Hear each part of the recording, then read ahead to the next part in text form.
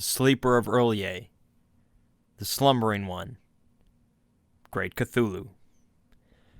Chances are very likely that at some point in your life you've seen a depiction of Cthulhu or heard a reference to him. The Great Green Ancient One is by far the most famous entity in the Cthulhu mythos, and thus a fitting starting point for our series.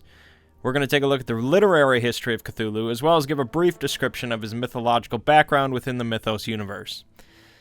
First, a note on pronunciation. Lovecraft himself gave several differing pronunciations of the creature's name throughout his life, including Chtulu, with a heavy guttural first syllable.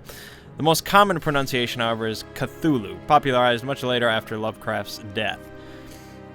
The truth of the matter is, this is an alien name meant to be spoken in an alien tongue, so no answer is truly right. Since Cthulhu is the most common pronunciation, that is what I will continue to use.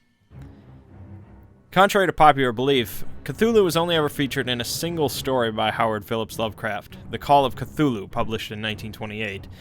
Lovecraft very rarely showcased any of the ancient beings, including Great Cthulhu, in his stories, so The Call of Cthulhu is a bit of a special case. The story, in typical Lovecraftian fashion, is told through various letters, manuscripts, and conversations. The climax of the story is the terrifying account of a sailor directly encountering Cthulhu as the Great Old One emerges from his home in sunken Earlier. Cthulhu's name was mentioned in a few others of Lovecraft's stories and letters, but it was other writers that really ran with the concept of Cthulhu and Earlier. Writers such as August Derleth, Robert Bloch, Charles Stross, Neil Gaiman, and many, many others have taken Lovecraft's foundations and brought Cthulhu to many different locales and situations, from ancient past to modern day. You can easily find collections of books with just stories featuring Cthulhu. As for Cthulhu's backstory within the mythos, let me make one thing clear. The concept of canon doesn't carry much weight within the mythos. Many different writers have given wildly varying accounts of Cthulhu, his thoughts and intentions, or lack thereof, and his history. What I'm going to present to you for Cthulhu's story is common info that I have available to me, but feel free to believe or make up whatever you want. After all, that's what Lovecraft did, and he fully encouraged others to do the same.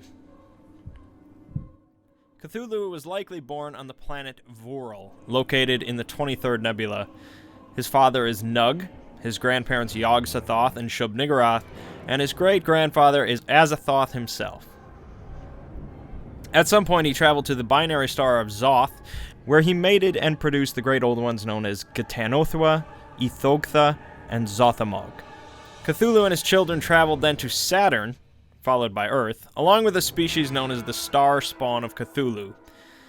It's unclear where the Star Spawn originated from, but it's possible that the shape-shifting aliens worshipped Great Cthulhu and changed their form to resemble the deity. Regardless, the alien group landed on a continent in the Pacific Ocean, and they built the great stone city of Earlier, made from strange green stones and pieced together in ways that are foreign to any human design. Upon their arrival, the aliens received immediate resistance from another species known as the Elder Things, who had lived on the planet for millennia. The Elder Things were no strangers to war, which we'll cover in a different video, but eventually the two groups came to an agreement, and the planet was shared for the time being. Cthulhu and his spawn enjoyed the freedom of the planet Earth, but at some point, Cthulhu went into a deep hibernation within Earlier. The reasons for this are unclear. During his hibernation, humanity evolved on Earth, and Cthulhu often communicated with individuals through dreams, slowly creating the cult of Cthulhu. Disaster eventually struck the corpse city of Earlier, though, sinking the city, Cthulhu, and much of the continent into the ocean. Reasons for this disaster vary, from changes in the moon or stars, to an attack by other ancient aliens, or even a secret weapon from the Elder Things. Regardless, though, Cthulhu and his spawn were trapped under the ocean, and left with little to do other than wait. Earlier has risen out of the ocean at various times, but never for very long. The cult of Cthulhu has continued to grow throughout the ages, and as they meet in secrecy, they chant of the day when Earlier will rise permanently out of the ocean, and dread Cthulhu will retake the world. As mentioned, Cthulhu is by far the most popular entity from the entire Cthulhu mythos, to the point where the entire fictional universe is named after him. Lovecraft himself, however, favored the term Yog-Sothory to refer to the collection of entities and artifacts. I offer two main reasons as to why Cthulhu is so well known in popular culture. First and foremost is Cthulhu's image itself. Cthulhu is instantly recognizable in the grand majority of artistic depictions of him, because it's a very concrete form. He's almost always depicted as vaguely anthropoidal, with an octopus head, a mass of tentacles on his face, claws, wings, and a lot of green. Other entities in the Cthulhu mythos tend to be a bit harder to describe and vary from writer to writer. Yog-Sothoth, Shub-Niggurath, and Azathoth are often described as just masses of bubbles, tentacles, flesh, mouths, teeth, and other vague appendages. When you look at an image of Cthulhu, you generally know exactly what you're looking at. This has helped a lot with recognition, but it helps that Cthulhu is often well regarded for his image. Whether the depiction is meant to be cool, or scary, or adorable, Cthulhu can cover a lot of ground. Secondly, Cthulhu represents a very real and tangible fear. Lovecraft was inspired by his own fear of water and the ocean when he created Cthulhu, and it's a fairly common fear amongst people.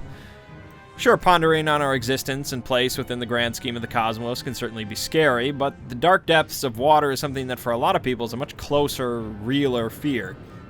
Combining the unknown aspect of a deep ocean with the monstrosity of a giant alien slumbering beneath us is definitely a very effective way to get into people's heads.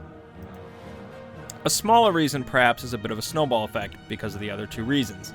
Cthulhu has been featured in many, many different types of media, from books, to films, to video games, to board games, and across the internet in many different forms.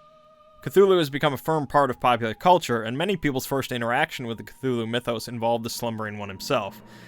The Call of Cthulhu RPG has been a big part of spreading Cthulhu and the mythos across the world, and very often when people ask what story they should read to be introduced to the Cthulhu mythos, the answer is The Call of Cthulhu. Cthulhu is a very important part of the mythos, but he is certainly not the most interesting part of it. We'll be getting to more creatures and deities within the mythos in other videos. I hope this video has been possibly entertaining, possibly informative, and I'll see you fine folks next time.